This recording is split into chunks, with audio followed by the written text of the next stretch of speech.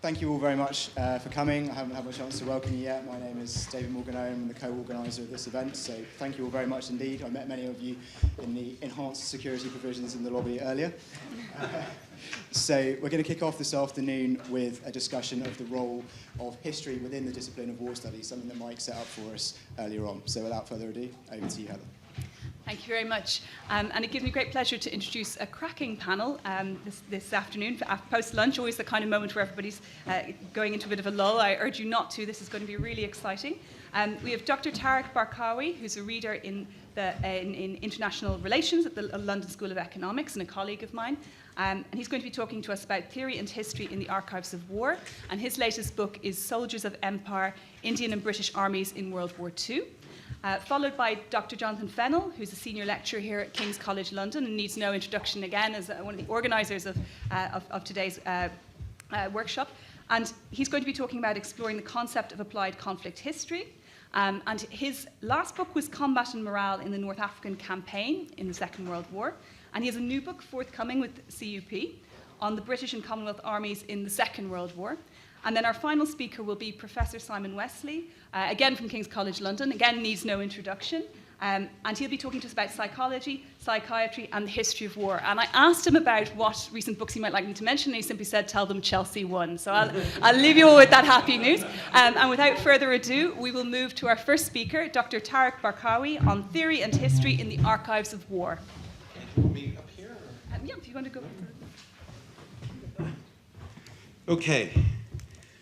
So, theory and history in the archives of war. I want to think about the relationship between archives, doing military history, and theorizing war. And essentially what I want to do is invite military historians of war, to become theorists, but from the archives, not from reading theorists. And that is ultimately the path to making everyone else take the history of war seriously. If you think that that's impossible, just consider that Karl Marx and Michel Foucault knew quite a lot of philosophy, but they developed their world-changing theories by spending a lot of time in archives and research libraries, devouring obscure facts about their subjects. A more recent example of this is gender studies. For a long time, people thought that, male and female are stable categories. People went into the archives and tried to use that as a basis to study and discovered they couldn't. Those are not stable categories, just like race is not a stable category.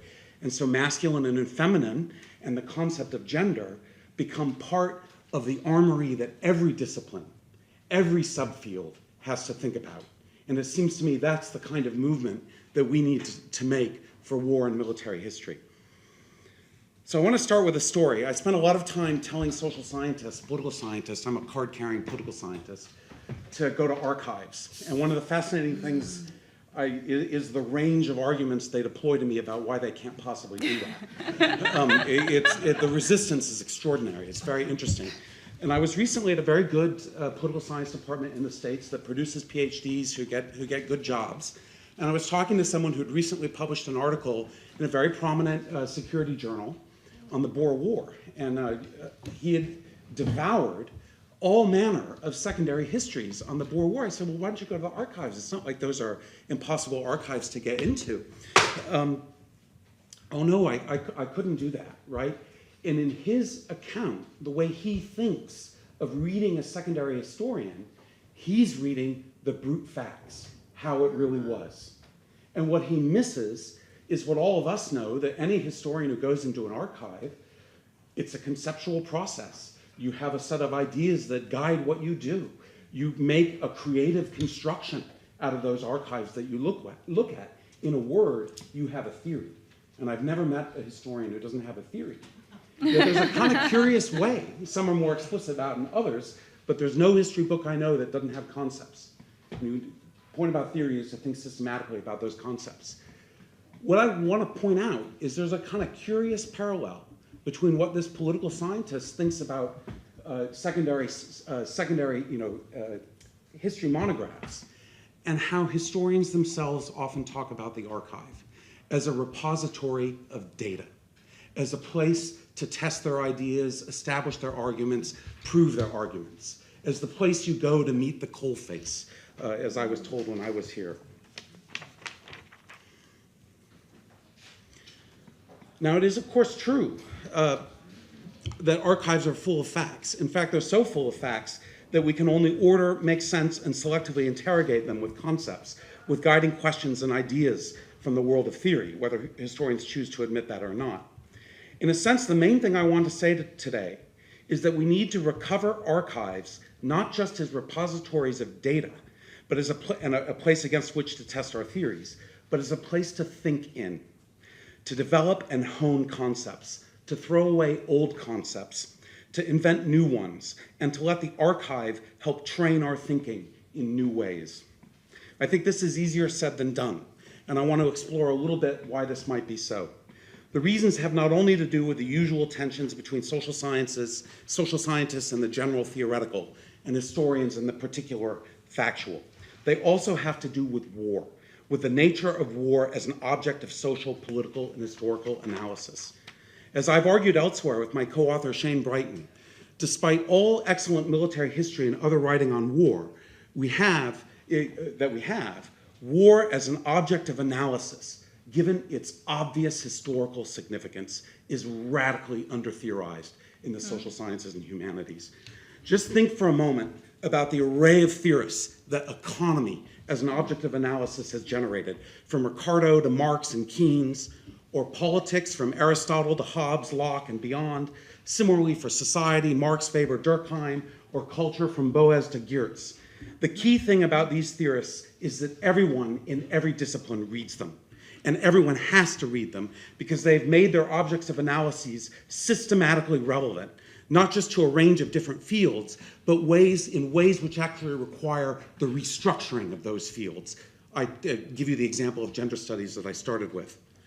Against these legions of discipline-spanning thinkers, while we have an excellent classical basis, who've not been mentioned here, in the great war-centered historians of antiquity, we have but one philosopher-soldier to offer up in the modern period, and Clausewitz has failed to find contemporary interlocutors of the statue of a Habermas or Foucault. I make this observation not to suggest that those who have studied war are somehow not as bright or as smart as Habermas or Foucault or Marx. Indeed, figures like Delbruck, Howard, and Strong clearly do engage at the very highest levels of Western thought, integrated with the great traditions of inquiry in the social sciences and humanities. But as with their mentor, the Prussian brigadier, what they have had to say is rarely heard or read outside the circle of military inquiry, the kind of folks in this room, and of course those in uniform who we often teach.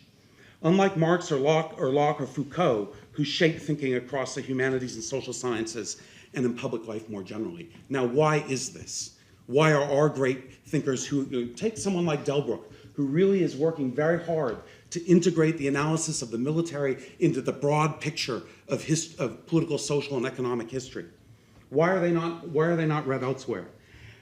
I think it has to do with the nature of war and the politics of war, and with the connections between war and knowledge about war. And we need to think about this more. There are a number of things to say here, and I just want to clear some ground, mention a few to clear some ground. We can take them up in Q&A, some of which have already been mentioned. War most often presents itself to liberal society as an ethical challenge. Whether you support it, you're against it. If we think about war as a problem of ethics. Number two, war is conceived in the social sciences and the Enlightenment thought that shaped them as an atavism that will disappear with modernity, or an interruption in normal peacetime life. Therefore, we need only to think about war only in wartime, and otherwise peaceful processes of economy, society, and politics are at work.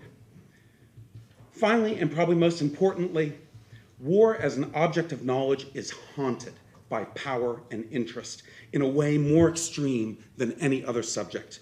Governments are deeply invested in claiming command over the knowledge and practice of war, and through many modalities, not least funding, official secrets acts, and so on, they shape the knowledge that we have and we produce about war.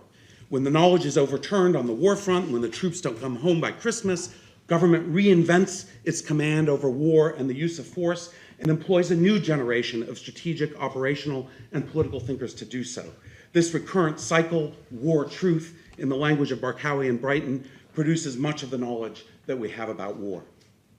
The problems for knowledge about war that war creates are generated at the very core of what war is, reciprocal organized violence, or in Clausewitz's more efficient term, fighting. Anyone who approaches combat or active operations, from the private soldier to the general staff to the political leader, becomes subject to an instrumentalization that combat demands. How do I win? How do I survive? How do I prevail? How do I emerge victorious? War instrumentalizes knowledge about war. It shapes the knowledge we have about war so that that knowledge serves a specific instrumental purpose, how to win. Instrumental rationality dominates the study of war at all levels, from tactics to strategy. Even the cultural study of war in my discipline, in international relations and in much military history, takes the form of identifying cultural biases that obscure or cloud rational decision makings. When we go to the archive, we are always already looking to write better instrumentally rational histories and studies of war. Why did General X lose? Why did General Y win? How can we learn from Generals X and Y to fight our own wars better? And so on. Whatever we want to say about the new military history, there's a lot of knowledge about war that fits in what I'm, in the kind of broad brushes that I'm painting here. In this instrumentalization of knowledge about war, you can see a general problematic emerging. The knowledge we have about war is not separate from an order of being and knowing created by war. Achieving a critical or reflexive standpoint on war is a constant challenge because of this.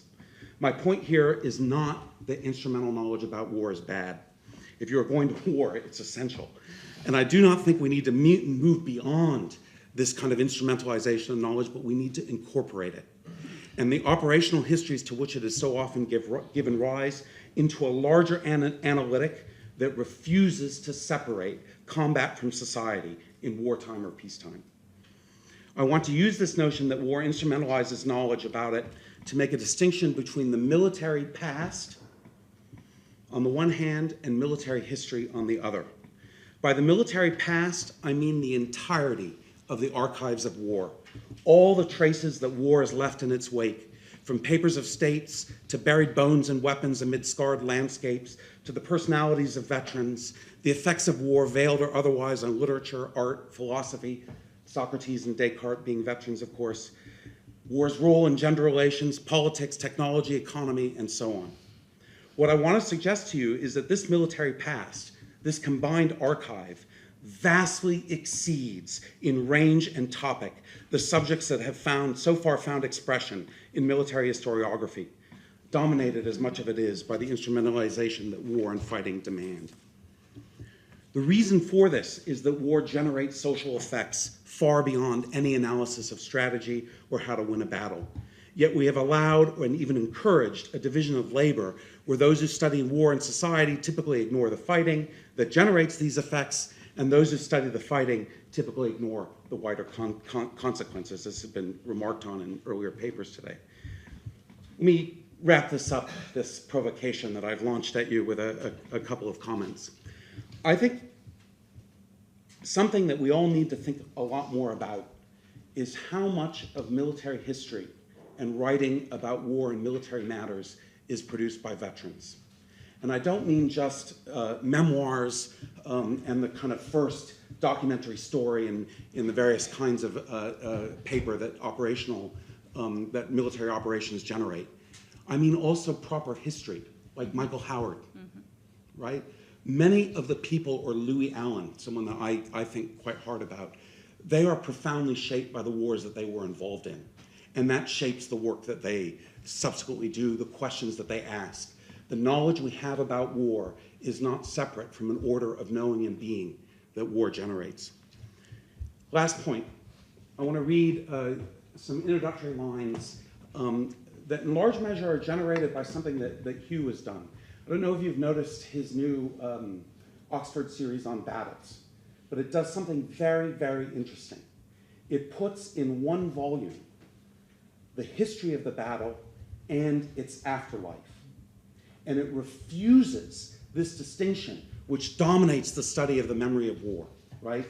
You can study Dunkirk as military operations, but me over here, I'm going to study how, representations of it are related to race, class, gender, and other kinds of peacetime things in society, as if Dunkirk itself didn't do something fundamental to shape its afterlives. But what?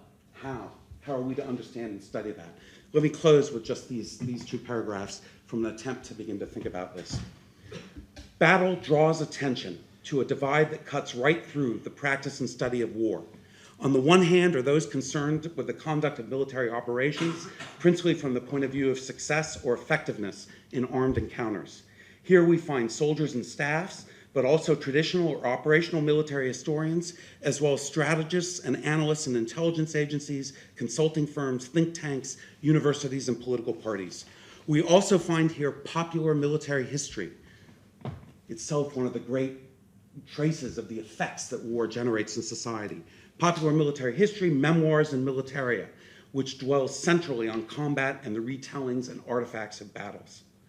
On the other side of this divide are those who are interested in war, but not in fighting per se, as in much of the study of war in society, war in memory, and war as social or cultural trauma. Here, too, are to be found many social scientists and IR scholars interested in war initiation, war outcomes, and more generally, the correlates of war, topics in which battle and battles disappear, registered only in the generalized statistical tallies of deaths per year of war. This is the correlates of war that political scientists use. This divide in the study of war is so pronounced that reviews of military history regularly frame the subject in terms of an old military history which concerns fighting and operations, and a new military history which concerns culture and society, but rarely combat. Making battle a usable concept for the study of war and world politics requires a larger framework which overcomes this divide. For battle is a military decision, a real outcome, but it is one that can only be known through a social construct, a memory, or other interpretive phenomena. Battle comprises a military reality which dominates the imagination of practitioners and orients their thinking towards achieving victory. But it is also a great organizing concept for political histories and identities and for national and civilizational narratives. Battle cannot be properly known only through one half of this divide, as if it could be studied either as a military outcome or a cultural construct. The fact of the Japanese victory at Tsushima Strait, registered in the battered and sunken ships of the Russian Baltic Fleet, began the battle's career as an event that shaped and inspired generations of non-European revolutionaries, anti-colonial activists, and state builders. Understanding battle and world politics requires placing both fighting and interpretation within a common frame of analysis. Thank you.